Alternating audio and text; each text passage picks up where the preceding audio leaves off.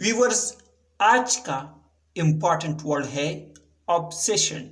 Obsession का क्या मतलब है, आइए सीखते हैं इस छोटी सी वीडियो में। व्यूअर्स, जो भी नए हो तो चैनल को ज़रूर सब्सक्राइब करें। ऑब्सेशन का मतलब है वहम का गलबा या ख्याली खतरा। आइए इस वर्ड को सेंटेंसेस में इस्तेमाल करते हैं। She has an obsession about cleanliness।